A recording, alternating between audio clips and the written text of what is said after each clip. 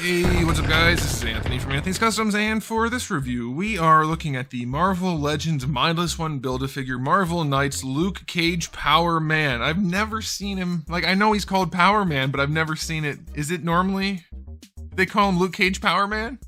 That seems like too many words.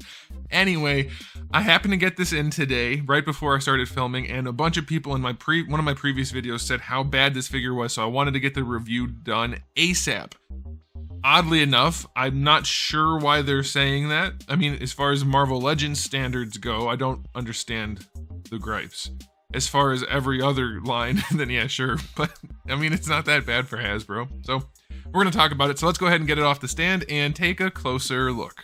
Alright, before we get into the figure, let's get into my package. We have the standard Marvel Legends packaging. I guess it's nice. The Marvel Knights logo is kind of nice with the yellow in the background. It looks good. It suits the character pretty well. Some artwork there that shows you how he's supposed to look. There's a better look at that.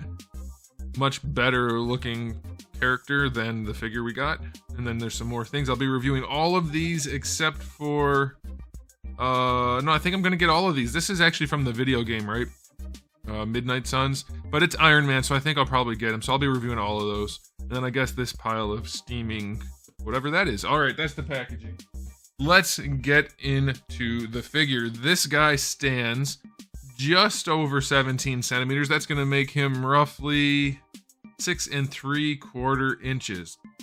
Okay, here's a quick comparison with Darwin, and then we'll do a question of the day. A little bit taller than Darwin. I don't know how tall he's supposed to be in the comics. I think he's supposed to be kind of big, but Darwin's actually supposed to be kind of tall in the comics, and the figure's not accurate, so scaling, you guys can let me know. Okay, question of the day, and it's unrelated to this figure specifically, but I recently bought a house, and it had an unfinished basement, and I'm finishing the basement for my work, collection, sculpting, digital modeling. Like, everything's going to be down there. It's like my studio, my collection room, everything. Do you guys want to see like progress pictures of that work and that kind of stuff? And if not, that's okay, but be aware my hands are probably going to look a little bit more beat up than usual once I start getting into the heavy labor stuff. Okay, so here he is. I don't think it looks as bad as people said it did. I mean, the obvious problem is that there's no paint on this guy at all, and he's like canary yellow, bright yellow, and they didn't even try to hide the armpits. Like, it's not Hulk where they have to do something. They didn't even try. So that's kind of lame. And otherwise, it's okay. It's mostly new sculpt. Some of it's not, but some of it is, and it's not bad.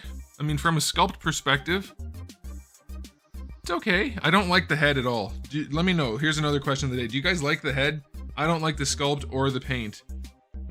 The semi-realistic anime look is not working at all. But also, I hate the sculpt.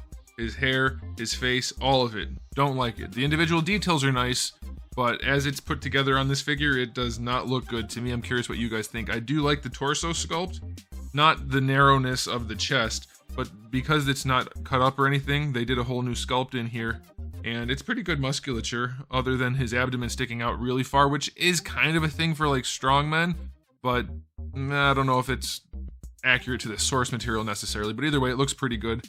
The way they did his shirt does make him look a little bit pot-bellied. It doesn't really look baggy down there, it just looks weird. And I know this yellow is a nightmare to film. Yellow PVC just holds light in the weirdest way, and the way my camera catches it is not great. It's already kind of dark and it's still being washed out. I don't know what else to do. I can't help it. I'm sorry, guys.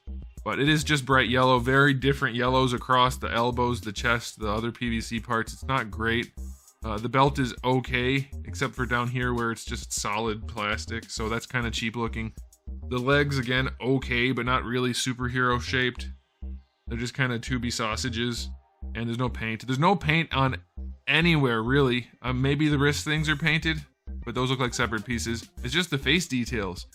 It looks really, really cheap, and maybe that's what people were talking about, how cheap it looked. But proportion-wise, it's not bad. I've seen way worse from Hasbro. That's why I said in the beginning, for Hasbro product, it's fine. Aesthetically, it's okay. I'll give it a 7 for Hasbro. That is not bad at all. But by any other standards, like here, for instance, this figure's cheaper and has way more going on. Way more. So for Hasbro, it's a 7. Okay, as far as accessories go, we just get the 2 fist hands and the 2 open hands. That's pretty minimal. An alternate head or something. For this price point, it's just not enough. So 0 out of 10, taking away some spite points. Okay, for articulation, the head can't move very well at all. It's unfortunate, really.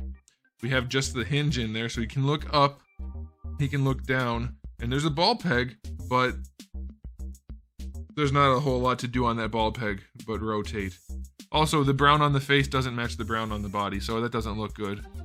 I don't care for that.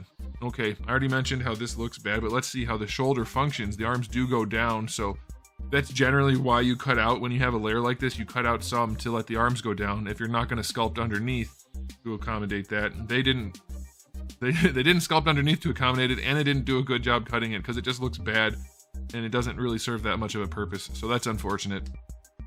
Shoulders do go up better than horizontal, so that's fine. Bicep swivel is fine. Double jointed elbows are okay. Better than the similar sculpt that we've seen in the past, where it got real skinny and weird looking. This is not as bad. This is perfectly fine by me. Still not great, but again, for a Hasbro product, it's alright. Wrists have a swivel and a hinge. Torso articulation is nada. There's nothing in here other than a ball peg at the waist, which sucks. That's super lazy. Bandai's doing that now, only they're adding articulation that still doesn't work. And Hasbro said, yeah, you know what? We're not going to do any articulation. So this is what you get for your 26 bucks. He can do a hula hoop. Power Man on the hula hoop.